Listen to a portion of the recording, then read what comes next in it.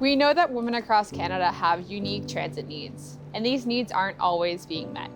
In the first study of its kind, researchers at the University of Alberta, Polytechnique Montréal, and Leading Mobility have provided more insight into how women use public transit. Our team did a policy review of 18 of Canada's largest transit systems and a literature review of the global north. What we found is that women are traveling more during off-peak hours, they're taking more stops on their trip, and their trips tend to be short distance, more frequent, and more local. We also found that there's a mismatch between service levels and how women travel. Currently, we prioritize service during peak hours, which doesn't necessarily meet the needs of many women. If we redistributed some of that service to other times of the day, it would benefit everyone, especially women. That's because travel patterns are changing. With less ridership during peak periods, it's important for supply to meet changing demand.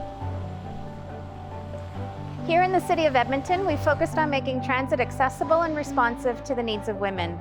We've designed a high-frequency transit grid, and what that means for riders is service every 15 minutes or better, 7 days a week. We ensured that our on-demand vehicles are family-friendly by installing child seats.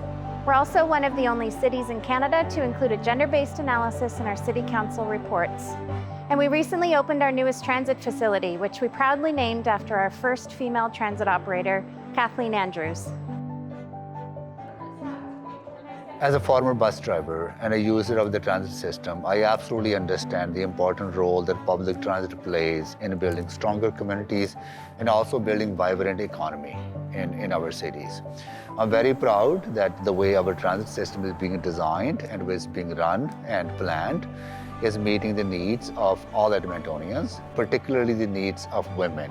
And that's something I take pride in. This is something that our city takes pride in. But we need to continue to build on this strength and make sure that our transit system is open, accessible, and effective for everyone to use.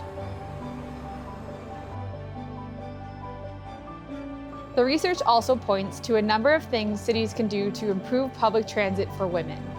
For example, encourage partnerships between academics and transit agencies to gain better insight into how women use transit.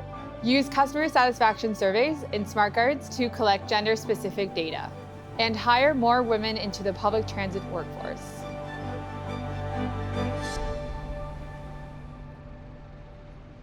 How we travel throughout our cities is changing.